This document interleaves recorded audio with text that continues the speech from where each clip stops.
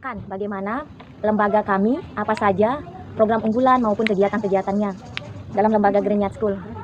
Kemudian di sini ada visi misi Green Yard School. Visinya yang pertama, membangun generasi Islam yang cerdas, kreatif, dan akhlak karimah. Di sini tuh kreatif, anak-anak diajarkan untuk semuanya berkreativitas sendiri, teman-teman. Kemudian misinya di sini mengembangkan kecerdasan majemuk anak melalui experiential learning, pembelajaran yang berdasarkan dengan pengalaman anak itu sendiri. Di sini ada Green Open. Biasanya Green Yard School ini ada memperkenalkan lingkungan sekolah seperti yang tadi ke anak-anak. Kemudian ada HUT RI. Di sini kita merayakan HUT RI. Anak-anak biasanya ada kegiatan lomba antara orang tua dan anak agar dia saling kenal, bersosialisasi satu sama yang lain. Ketika nanti dia bertemu di jalan tidak cuek satu dengan yang lainnya orang tua. Jadinya kita adakan lomba di sini. Kemudian ada UKS di sebelah sana. Ada dokter, kebetulan di sini tuh kebanyakan anak-anak dokter. Jadinya dokter mata, dokter THT, kita kerjasama pemeriksaan 6 bulan sekali. Entah itu pengukuran tinggi badan, mata, kemudian berat badan, itu udah kerjasama dengan puskesmas. Penting di sini kita biasakan di sini posisinya orang tua dan anak. Kita adakan parenting, kita menyampaikan perkembangan masing-masing anak. Kemudian ada outing kelas. Outing kelas ini biasanya kita lakukan dalam 3 bulan itu 1 kali. Misalnya tema kita sekarang pekerjaan, kita outing kelasnya biasanya ke pemadam, ke kantor polisi. Kemudian spot day ini biasanya kita lakukan di gugus kita ada beberapa lembaga, gitu teman-teman. Nanti di sana kumpul di satu tempat, di satu lembaga. Di sana diadakan lomba antar gugus agar terjalin silaturahmi tetap dengan gugus kita. Di sini gugus Laparang. Review tema. Nah, di sini nih kita puncak review tema karena temanya sudah selesai. Jadinya kita mengadakan review tema. Di sana, sekarang ini lagi review tema. Kemudian assembly-nya. Nah, di sini assembly ini di sebelah sini di panggung. Nanti di sana anak menampilkan apa yang didapat selama 6 bulan ini, dia tampilkan di sebelah sana agar dia terbiasa percaya diri untuk tampil di depan. Kemudian outpa di sini tuh kita kunjungan 1 tahun sekali keluar. Tim kita outbound ini kita bawa keluar. Kemarin terakhir kita ke Aingat teman-teman di Narmada. Tema apa saja yang diterapkan di desa ini? Kita kalau masalah tema karena kita sekolah alam, jadinya tema itu tidak mesti yang dianut dari dinas itu tema binatang pekerjaan itu memang masuk, tetapi kita lebih gali lagi ke yang terdekat. Kita ngambil tema yang terdekat dengan anak gitu. Tema binatang, tema lingkungan, nanti bisa difotokopi. Semester 1 tema diri sendiri. Diri sendiri itu biasanya memperkenalkan anggota tubuh diri dah pokoknya, nama, biodata.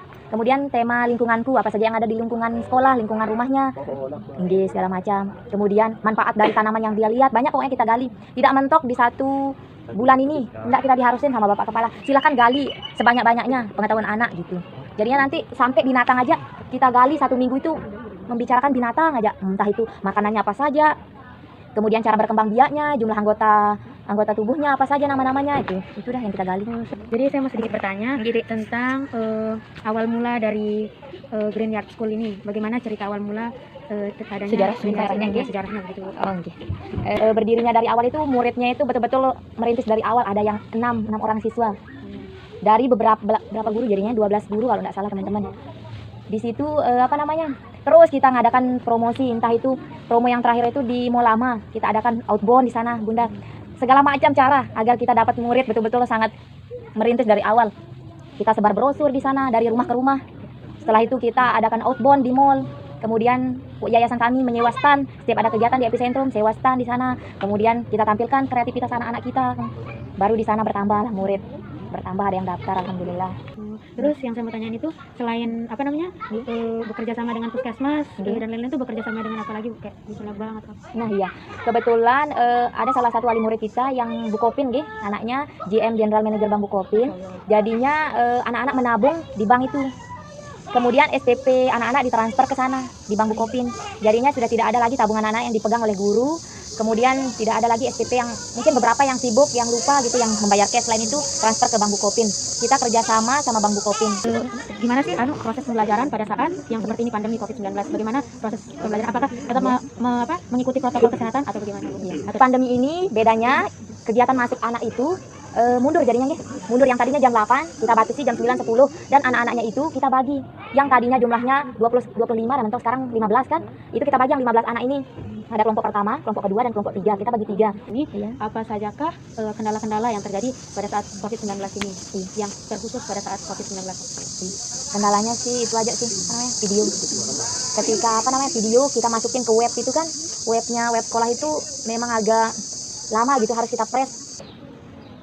Gimana pelaksanaan parenting yang sebelum pandemi dan setelah pandemi? Nah itu kemarin kami parenting itu selama pandemi ini parentingnya itu tidak dilaksanakan di sini. Ketika home visit kita ke rumahnya, di sana kita sampaikan. Jadinya kita homeschooling, kita berkunjung ke rumah ini. Hari ini 5 anak. Rumah ini 5 anak. Kemudian kita sampaikan di sana perkembangannya. Anak-anak ini kan ya masa-masa seperti ini anak-anak itu sering berubah mood gitu kan ya. Betul. Dari yang sangat ceria jadi Kadang ya iya. kadang nggak mood. Bagaimana kita sebagai ibu sebagai guru gitu Iya. mengatasi hal tersebut. Iya. Ketika misalnya contohnya ada yang rusak moodnya dari rumah dah, entah itu udah dipaksa sama orang tuanya untuk sekolah atau segala macam, mungkin dia nggak dikasih nonton dulu atau pegang HP dulu di rumah, jadinya moodnya itu otomatis di sekolah itu rusak gitu ya. PR berat deh itu buat kita, nenangin dia dulu, ngasih dia pemanasan dulu. Pertama ada anak yang memang cepat ketika nyampe sekolah kita bujuk, kita ngomong begini, biar dia cerita gitu. Adik tadi kenapa? Gitu kita cerita. Kadang langsung dia mau jawab, dia lupakan moodnya dia di rumah, bisa kita alihkan dengan lihat burung gagak atau segala macam di sana. Udah terlupakan dia. Tapi nanti ada anak yang memang sulit, moodnya lama sekali kuliah, itu memang betul-betul kita diamin dulu, kasih dia jalan dulu Bun. Kasih dia tenang dulu, nanti baru udah tenang baru kita ngajak ngomong. Kadang kalau kita langsung samperin ngajak ngomong itu tambah marah, tambah ngambek itu yang memang emosionalnya belum anu di rumah gitu. Kita biarin dulu, nanti kasih dia tenang. Dia lihat temannya biasanya yang sudah ada yang sudah main, penasaran dia lihat.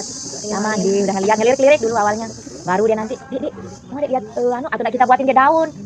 Hanyutin di pinggir kolam itu, nanti lihat jalan dibawa sama angin gitu.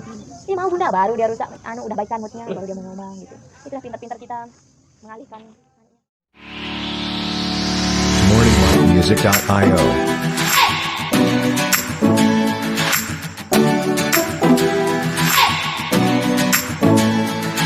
morninglightmusic.io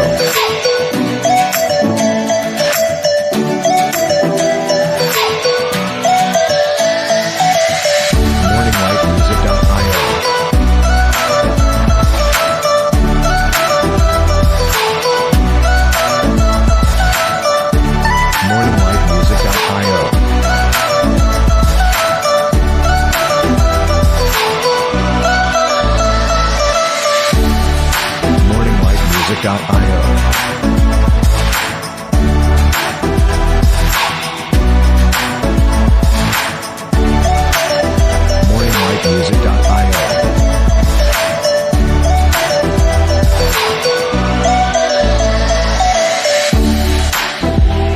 morninglightmusic.io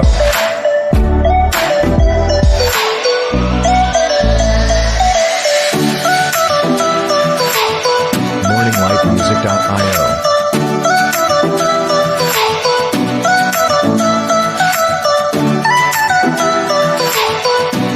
morninglightmusic.io